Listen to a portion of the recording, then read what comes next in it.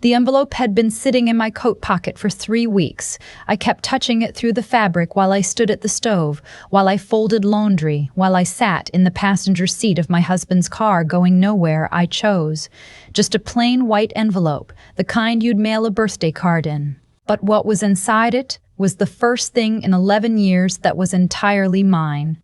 When my husband Gerald came home that Thursday and found me at the kitchen table doing nothing, just sitting, hands folded, staring at the window, he looked at me the way he always did when something was off, like I was a spreadsheet with an error he needed to locate. "Why isn't dinner started?" "I wasn't hungry," I said. "I didn't ask if you were hungry. I asked why dinner isn't started." I told him I had a headache. He went to change his clothes and I went to the stove. I never mentioned the envelope. It started so slowly that I thought it was just marriage. That's the thing no one tells you. The erosion doesn't announce itself. It just comes in like water, finding every crack, wearing everything down until one day you look around and don't recognize the shape of your own life. Gerald and I had been married for 34 years when he took early retirement from the hospital system where he'd worked in administration. I had my own career then. 22 years as a dental hygienist, a job I loved more than I ever admitted to anyone. I liked the precision of it, the intimacy of being trusted with someone's health, the way I learned the stories of families across 2 decades just from sitting with them twice a year. Gerald had always been a certain way. Organized, particular, convinced his way of doing things was simply the correct way. But when we were both working, there were limits to how much space that could take up. When he retired, the limits disappeared. He didn't like that I came home tired. He didn't like that my schedule determined our evenings.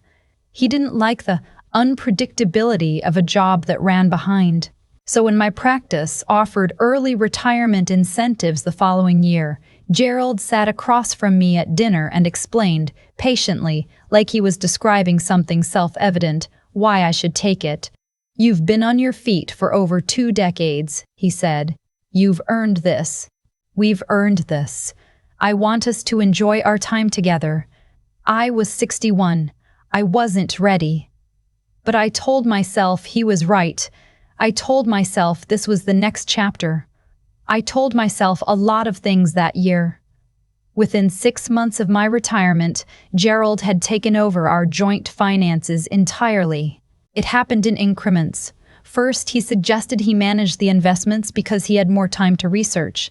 Then he moved everything into accounts in his name because, he explained, it simplified the tax situation. Then my personal checking account, the one I'd had since my first job at 23, the one my mother had helped me open, became, in his words, redundant. He closed it on a Tuesday afternoon while I was at a dentist appointment of my own, and told me about it over dinner like he was reporting a minor errand completed. "I consolidated everything," he said. "It's cleaner this way." I asked what I was supposed to use for my own expenses. He slid a piece of paper across the table. A weekly budget. $300 for groceries, household supplies, and what he called personal items. He had a column for each category, typed with suggested amounts. He'd spent time on this. He'd planned it. I stared at that paper for a long time. "What about my hair appointments?" I finally asked. "My book club dues? Gas?" "It's all in there," he said, pointing to the personal items column. $65 a week. That's generous, Nora. $65 for everything that made me a person outside these walls. I want you to understand something because I didn't understand it myself for a very long time. Gerald never raised his voice. He never called me names. He never threatened me. He was always perfectly calm, perfectly reasonable, perfectly certain. And that certainty was the thing that kept me confused. Because how do you argue with someone who is never angry, who always has a logical explanation, who always frames what he's taking from you as something he's giving you? I stopped going to book club. It cost $12 a month plus whatever the host expected for potluck, and I couldn't make that work without explaining myself. I stopped getting my hair cut at the salon I'd gone to for 15 years. I found a discount place, cash only, $8 cheaper. Gerald noticed I'd gotten a haircut and said it looked nice, and I almost laughed. He drove me everywhere. Not because he wanted to be helpful, because it meant he always knew where I was and how long I'd been there. When I mentioned I might walk to the pharmacy one afternoon, he said the neighborhood wasn't safe and offered to take me on Saturday. It wasn't unsafe. We'd lived there for 27 years. The pharmacy was 4 blocks away. My sister, Elaine, lives in Phoenix. We used to call each other every Sunday, had done it since our mother passed. Slowly, those calls got shorter. Gerald would come into the room, and I'd feel the air change, and I'd find reasons to wrap up. Eventually, I stopped calling at all. Too hard to explain. Too hard to talk around everything I wasn't saying. I told myself she was busy. I told myself I'd call next week. Next week became 2 years. My oldest friend, a woman I'd known since nursing school orientation, even though I'd gone into hygiene and she'd become an ER nurse, called 3 times in 1 month. The 3rd time, Gerald picked up the phone. I was in the garden. He told her I'd call back. I never found out she'd called until much later, and by then it felt too late. I was 63 years old, and the walls of my life had closed in to the size of this house, this kitchen, this schedule Gerald kept for both of us without asking me. The breaking point came on a Wednesday morning in early October. Gerald had a former colleague's retirement party to attend that evening, and he'd been looking forward to it for weeks. He handed me $40 cash before he left and told me to order something for dinner, his way of being generous. I decided to go to the grocery store instead, walk there, buy something simple to cook for myself. Just me. Just a normal thing. I was in the checkout line when my debit card declined. I stood there, 1 bag of groceries, a woman behind me with a full cart, and my card declined. I tried it again. Declined. I looked in my wallet. I had $11 in cash. I put back the chicken, the good olive oil, the small bunch of flowers I'd let myself pick up because they were $4 and I'd wanted them. The cashier was patient. She'd seen this before. She helped me void the items without making a production of it, but my face was on fire, and I could feel the woman behind me shifting her weight, and I just kept thinking, I am 63 years old and I cannot buy a chicken. I walked out and sat on a bench in the parking lot. I didn't cry. I was past crying by then. I just sat very still and felt the October air and thought, something has to change. I don't know what. I don't know how, but something. There was a community bulletin board near the bench, the kind with paper flyers under plastic, yoga classes, a lost dog, tutoring services, and 1 card, slightly crooked, that read Meridian Women's Resource Center. Confidential support for all women. All situations, no judgment, a phone number. An address on Caldwell Street, which I knew. I'd driven past it 100 times. I didn't take the card.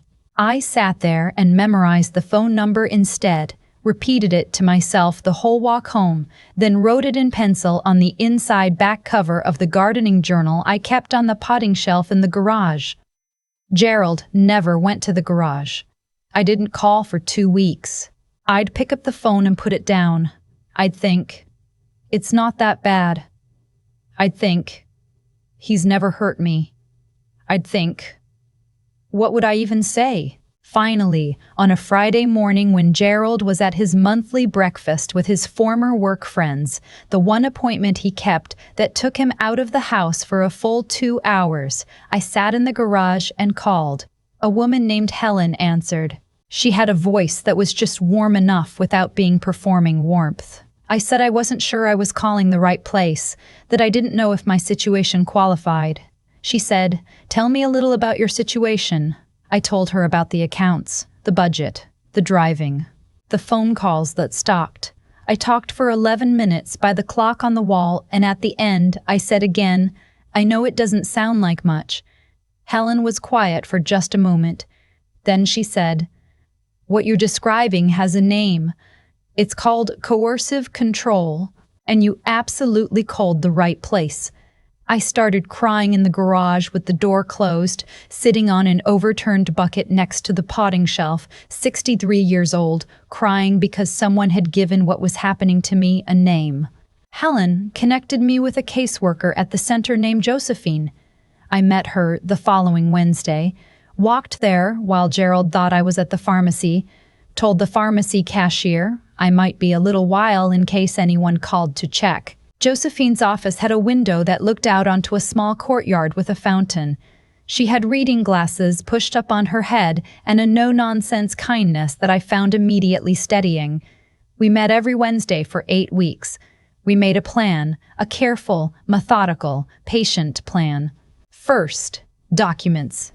Gerald kept our important papers in a fireproof safe in the closet of his home office.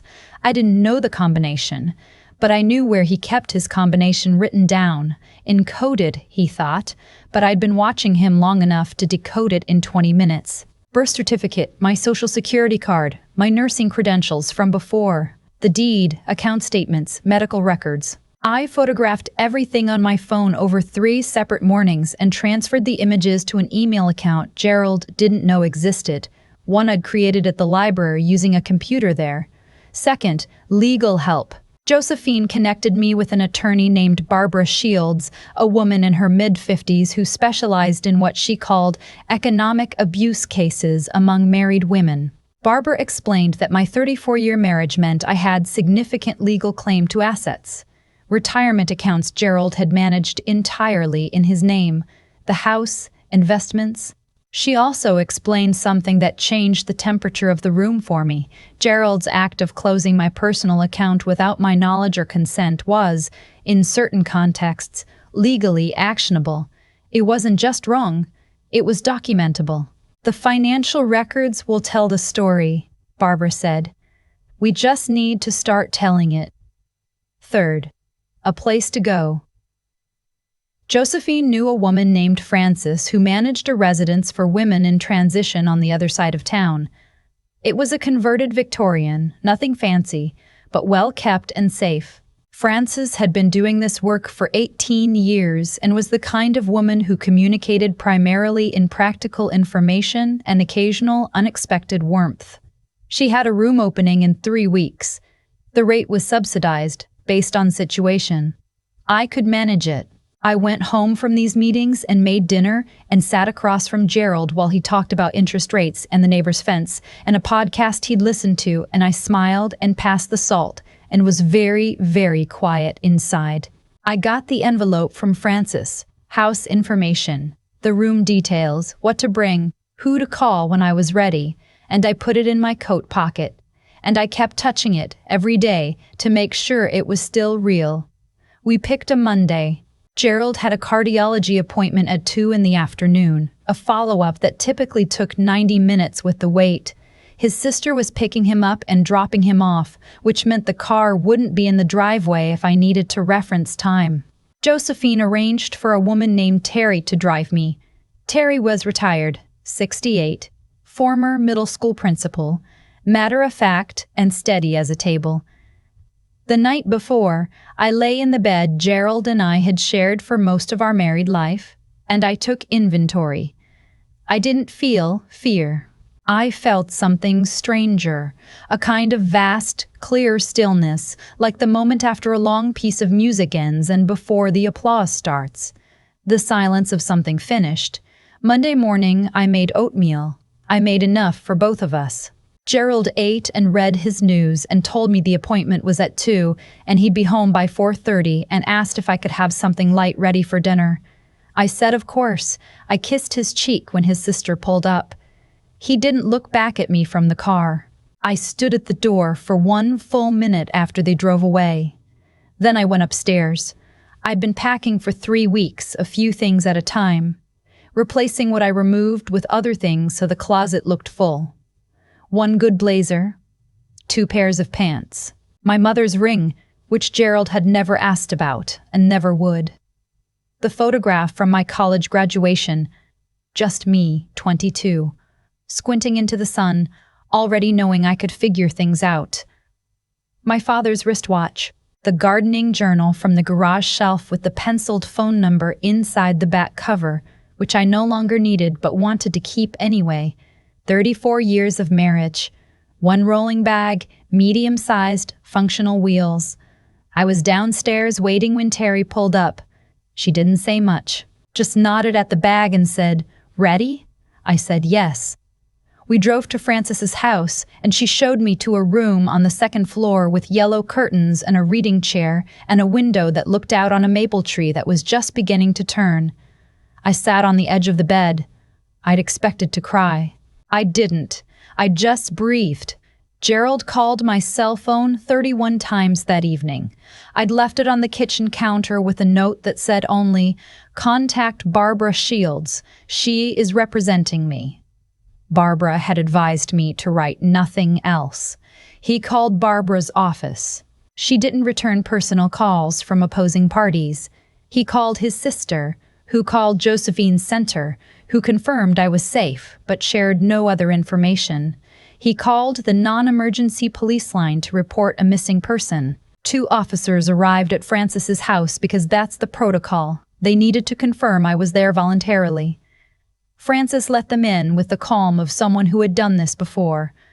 I came downstairs and told them I had left of my own choosing, and here was my attorney's card. They made a note and left. Gerald told his sister I'd had some kind of episode. He told the neighbor I was visiting family. He told, I learned later from Barbara, whoever would listen, that I'd been confused and that someone must have gotten to me. The legal process was 11 months. Gerald contested everything: the asset division, my right to spousal support, my characterization of the marriage. His attorney was aggressive. Mine was meticulous. Barbara had the account closure documentation. She had 3 years of bank statements showing Gerald's free spending on his car, his club membership, his annual fishing trip to Montana, against my itemized $65 weekly personal allowance. She had my testimony and Josephine's professional assessment and the emails I'd sent to myself at the library, time-stamped with photographs of documents Gerald had never thought I'd access. Judge Kellerman was a man, which I'll admit, I'd worried about. He was in his early 60s, reading glasses, unhurried. He read everything Barbara submitted. He asked Gerald's attorney several questions that Gerald's attorney did not answer well. At one point, he looked over his glasses at the statement showing I'd been given a $65 weekly allowance for personal expenses and said, in a tone I will remember for the rest of my life, "Counsel, please help me understand the reasoning here." Gerald's attorney could not help him understand the reasoning.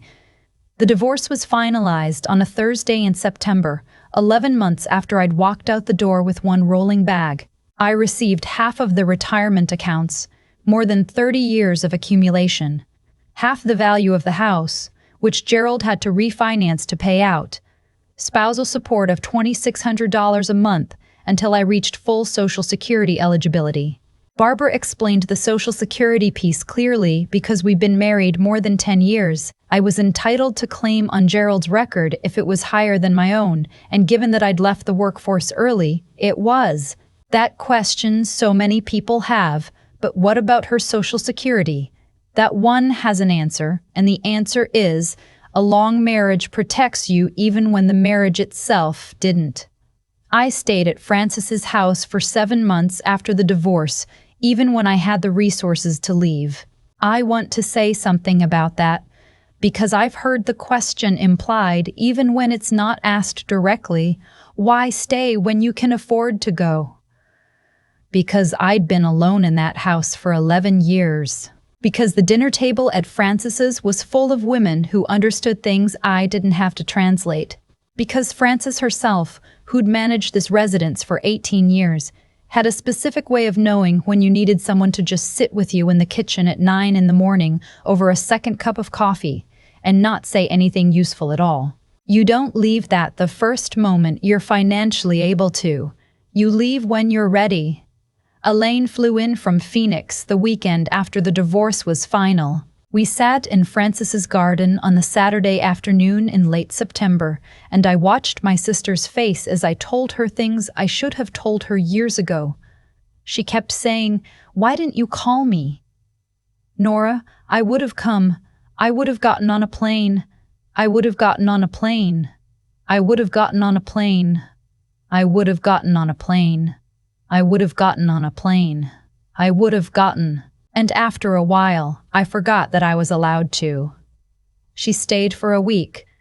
We talked for hours every day, filling in the years the way you do. Not all at once, but in pieces, finding the shape of the time that passed. She told me her youngest had just started high school. She told me about her garden. She cried more than I did, which surprised me. On her last morning, she said, "What are you going to do now?"